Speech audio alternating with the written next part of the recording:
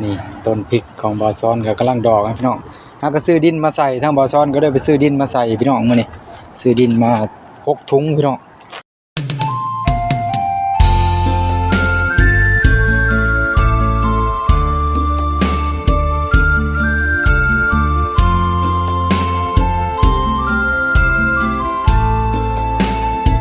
ภาพอากาศทักทายสบายดีเด้อพี่น้องสู่คนมื้อนี้ได้เวลาอะไรพี่น้องเอ้ยได้เวลาหดพักหดหญ้าแล้วนะทุกคนทางบ่อซ้อนก็หดพักหดหญ้าแล้วเด้อพี่น้องมื้อนี้ทั้งไปเที่ยวสงกรานต์ก็บ่ได้ไปทางใดพี่น้องเอ้ยพักผ่อนมื้อนี้พี่น้องเพราะว่าอื่นใกล้สิลงงานแล้วนะทุกคนใกล้ทำงานแล้วทางบ่อซ้อนก็ได้พี่น้องมื้อนี้ก็หยุดก็เลยพักผ่อนเอาแห้งพี่น้องบ่ได้กินสังสรรค์แล้วมื้อนี้พอแล้วพี่น้องเอ้ยกับทักทายสบายดีหมู่เพื่อนกันอีกคือเก่าคือเดิมพี่น้องมื้อนี้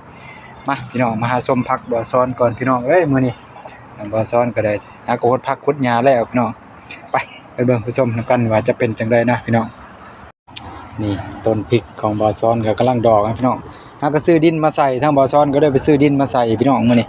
ซื้อดินมา6ถุงพี่น้อง6ถุงบ่อซ้อนก็ปลูกพริกต่อนะพริกเลยนี่พี่น้องลองปลูกไปสีเบิ่งพี่น้องก็เลยเห็นเขาเจ้าเฮ็ดแบบสีบ่อซ้อนก็เลยทดลองเบิ่งพี่น้อง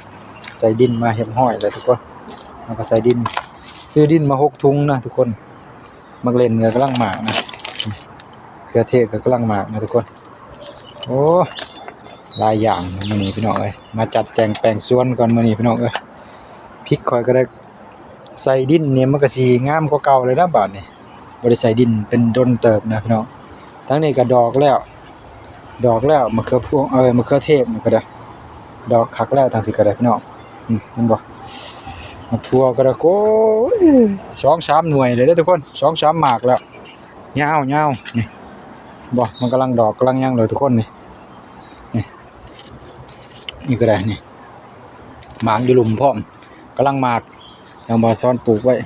เอาดินใส่ก็สิประมาณนี้แหละพักหญ้าเฮาก็ได้โคตรน้ำเลยพี่น้องก็สิออกหลอกในจักหน่อย เพราะว่ามันตื่นดินนะ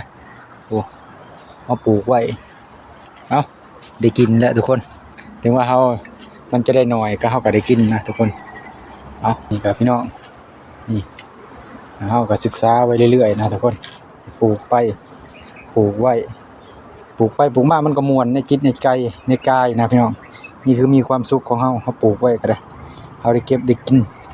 หมู่พวกมาเก็บมากินก็เฮาก็ดีใจแหละมีหมู่พวกมาขอได้กินนำนะพี่น้องปลูกไว้ก็หลายคนกินนำกันพี่น้องขาดแค่ในครอบครัวก็มาเอากินได้ทางทีมงานของเฮาก็ได้พี่น้องมาเก็บนิดหน่อยแบ่งกันปันแปลงกันพี่น้องเอ้าคลิปนี้ก็บ่มีหยังหลายทางบ่อซ้อนก็ฝากเด้อพี่น้องผู้ใดที่เขาหับเขาส้มคลิปนี้ก็ขอบคุณหมู่เพื่อนกันเบิดทุกท่านที่เขาหับเขาส้มคลิปบ่อซ้อนคลิปนี้ก็บ่มีหยังหลายพี่น้องขอบคุณ FC ทุกคนที่เขามาหับมาส้มพี่น้องเอ้าคลิปนี้ก็ขอคำว่าสบายดี